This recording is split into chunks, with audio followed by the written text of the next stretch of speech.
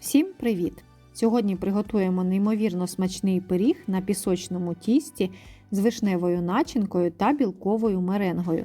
Такий пиріг дуже оригінальний, виглядає по-святковому і навіть чимось нагадує торт. Для його приготування доведеться докласти трошки зусиль та часу, але повірте, він того вартий. Все детально крок за кроком розкажу і покажу далі у відео. Готуємо! Пиріг має 3 шари і для початку приготуємо пісочну основу. Для цього ставимо сито на глибоку тарілку і всипаємо сюди 150 г борошна. До нього додаємо 20 г кукурудзяного крохмалю. Тепер все просіюємо, щоб наситити борошно киснем. Додаємо сюди 50 г цукрової пудри або цукру, дрібку солі та 1 чайну ложку розпушувача. Перемішуємо все вінчиком до поєднання буквально декілька секунд. Я надаю перевагу цукровій пудрі, адже з нею основа виходить більш ніжна та однорідна, а якщо додати цукор, то в готовому пирозі можуть відчуватись його крупинки. Але це в принципі не критично. Далі нам знадобиться 70 г холодного вершкового масла, яке для зручності можна порізати на невеликі кубики. Додаємо його до сухих інгредієнтів і починаємо швиденько руками перетирати все в крихту. Також, як варіант, можна натерти шматочок масла на крупній терці, періодично обвалюючи його в борошно, щоб воно не прилипало. Тут стараємось робити все швидко, щоб масло не встигало танути від тепла ваших рук. Необхідно лише перетерти його з борошном до утворення пісочної крихти. Якщо десь будуть більші шматочки, це не страшно. Ось така неоднорідна пісочна крихта у вас повинна вийти в результаті. Тепер робимо в крихті невеличке заглиблення по центру. А далі нам знадобиться глибока, обов'язково чиста та повністю суха миска, в яку ми будемо відділяти яєчні білки. Візьмемо 3 яйця, і тут саме той випадок, коли краще брати їх з холодильника, адже для пісочного тіста ми використовуємо саме холодні інгредієнти. Починаємо відділяти жовток від білка дуже обережно, стараючись не пошкодити оболонку жовтка. Головне правило гарно збитих білків – в них не має бути ані краплі жовтка. І тепер по одному додаємо жовтки в тісто та поступово їх вмішуємо. Спочатку можна лопаточкою, а вже далі будемо вимішувати тісто руками. Нам необхідно досягнути такої консистенції, коли воно легко збереться докупи в однорідну кульку. Може таке бути, що для цього вам вистачить 2 яєчні жовтки, якщо яйця крупного розміру. Тоді 3-й жовток не додавайте, щоб тісто не вийшло занадто рідким. Тут головне довго його не вимішувати і тим самим не нагрівати тісто теплом своїх рук. Як тільки ви бачите, що воно легко зібралось докупи, тісто готове. Воно м'якеньке, однорідне та дуже приємне на дотик. Білків для меренги нам знадобиться 3 штуки. Відставляємо їх поки що в сторону, будемо використовувати їх пізніше.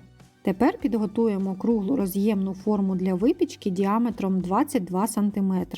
Можна взяти 20 см, але тоді пиріг вийде вищим і сама основа буде товстішою. Дно форми застеляємо пергаментом, а бортики можна нічим не змащувати. Із тіста формуємо щось схоже на кульку і викладаємо її по центру форми. Руками притискаємо та розтягуємо його по всьому дну тоненьким шаром, стягуючи до країв.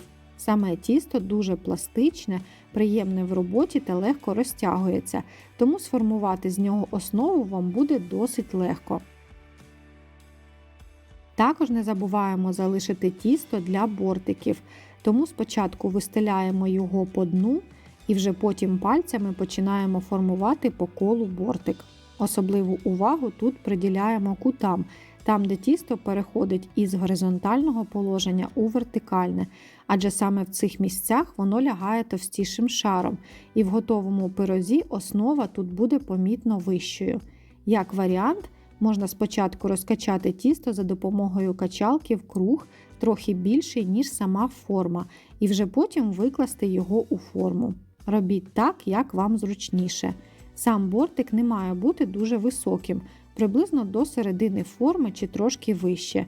Тут головне, щоб він закривав начинку і вона не витікала назовні. Сформований бортик можна ще злегка підрівняти пальцями, але якоїсь ідеальної рівності досягати не обов'язково.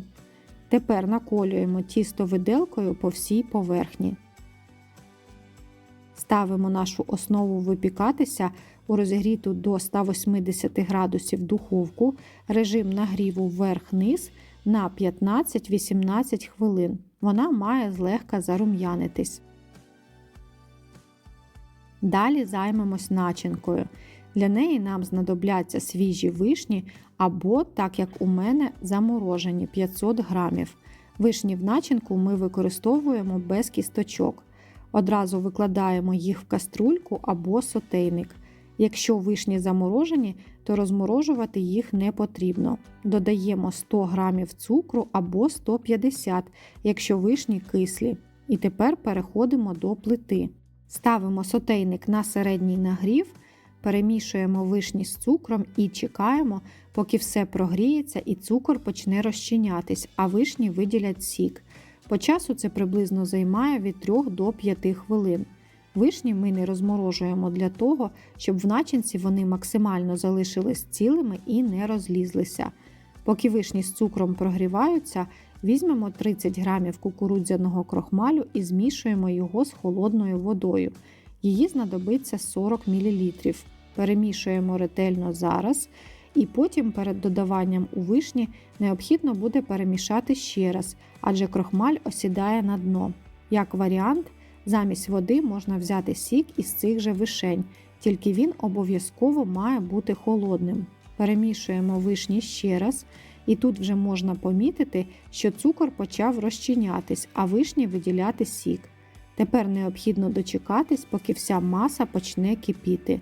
І як тільки ви побачите, що цукор повністю розчинився, а сік з вишень починає булькати, з цього моменту проварюємо їх ще протягом хвилини.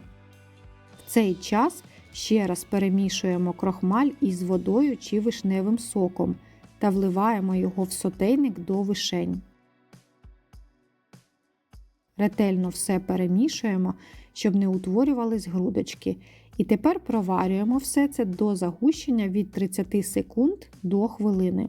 Спочатку вишневий сік буде мутним і непрозорим, але через хвилину ви помітите, як він стане світлішим і більш прозорим. Головне в цей час постійно помішувати начинку, адже крохмаль осідає на дно каструлі і може там підгорати. Через хвилину приблизно начинка загусла і по консистенції стала нагадувати кисіль. Зараз знімаємо її з плити. Зараз вона ще поки трохи рідкувата, після охолодження стане густішою. Тут багато ще залежить від того, скільки соку виділилось з вишень. Перед додаванням її у випічку попередньо краще, щоб вона охолонула хоча б до кімнатної температури. І щоб цей процес був швидшим, можна перекласти її в тарілку або залишити остигати в цьому ж сотейнику, якщо не любите мити багато посуду. Але враховуйте, що тоді вона остигатиме довше. В принципі, хвилин 10-15 буде достатньо, щоб вона злегка охолонула. А тим часом наша основа спечена, в мене вона випікалась 18 хвилин і зверху злегка зарум'янилась. Тепер відставляємо її поки в сторону і можемо зайнятися приготуванням меренги. До 3 білків, які ми залишали, додаємо дрібку солі. Тепер починаємо збивати міксером до білої пишної піни, починаючи з низьких обертів і поступово їх збільшуючи. Білки мають збільшитись в об'ємі приблизно в 3 рази. На цьому етапі процес збивання займає в середньому 3 хвилини.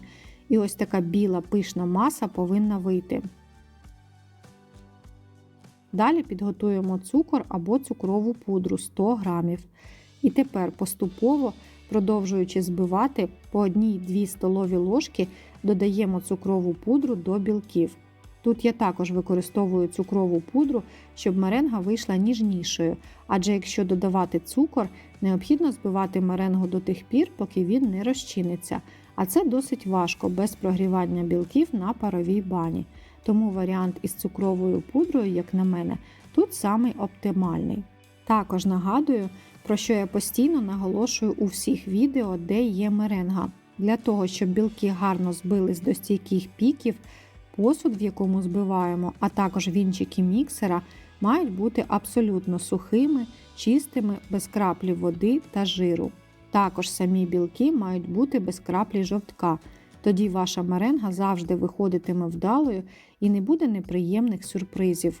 Коли додали всю цукрову пудру, останнім всипаємо сюди ще 10 грамів кукурудзяного крохмалю і продовжуємо збивати. Загалом весь процес від початку додавання цукру займає від 5 до 7 хвилин на максимальних обертах міксера. На поверхні меренги мають залишатися чіткі сліди від вінчиків, які не зникають. Вона виходить досить густа і стабільно, гарно тримається на вінчику. Можна навіть перевернути мисочку догори дном, і якщо всі білки залишились всередині, значить меренга вдалася. Тепер переходимо до збирання нашого пирога. На пісочну основу, яка вже встигла трохи охолонути, викладаємо начинку та розрівнюємо її по всій поверхні. Також замість вишень можна взяти яблука, груші або, наприклад, абрикоси чи персики. Використовуйте те, що ви любите. Пиріг вийде смачним в будь-якому випадку. Варіант такого пирога з яблуками вже є в мене на каналі. Посилання в описі до цього відео та зараз на екрані. Також такий пиріг можна випікати у формі для тарта зі з'ємним дном. Але так як бортики в ній, як правило, нижчі, то беріть діаметр 26-28 см, щоб бортики повністю перекривали начинку. Останньою ми викладаємо меренгу і спочатку розрівнюємо її по всій поверхні, щоб начинка опинилась закритою. А далі вже лопаточкою робимо довільні візерунки на її поверхні. Чим більш структурованою та нерівномірною буде поверхня меренги, тим оригінальнішим та красивішим вийде наш пиріг. Можна зробити щось на кшталт хвиль або піків, які в духовці зарум'яняться і створять неймовірно гарний візерунок. Ще як варіант, хто бажає заморочитись, можна викласти меренгу за допомогою кондитерського мішка і фігурної насадки. Також за бажанням, але тут я дуже рекомендую це зробити, підготуємо 20 грамів горішків. Ідеально сюди пасує саме мигдаль. Подрібнюємо його ножем на більш дрібні шматочки. Мигдаль тут бажано використовувати сирий, а в духовці він підсохне і створить приємний хрускіт на поверхні меренги.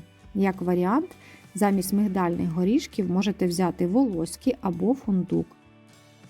І тепер посипаємо ними зверху наш пиріг. В такому випадку мигдаль виконує не тільки смакову, а ще й декоративну функцію. Ще я вирішила доповнити поверхню пирога мигдальними пластівцями. Їх взяла теж 20 грамів. Але можна взяти лише цілий мигдаль чи інші горіхи 40 грамів. Як ви вже зрозуміли, чим більше горіхів, тим смачніше. Ось така вже виходить неймовірна краса. Зараз ставимо пиріг у розігріту до 180 градусів духовку, режим верх-низ на 15-20 хвилин.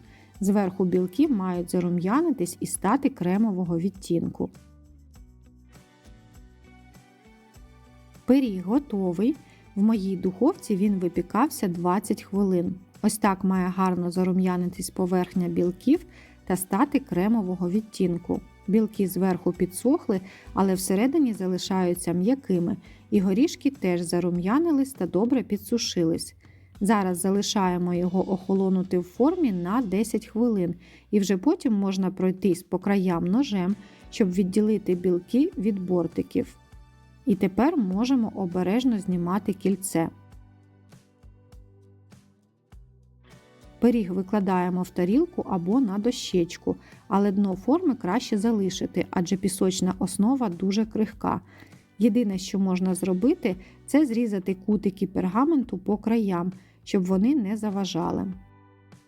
Зараз залишаємо його до повного охолодження перед нарізанням, щоб начинка охолонула та сам пиріг стабілізувався на хвилин 40-50.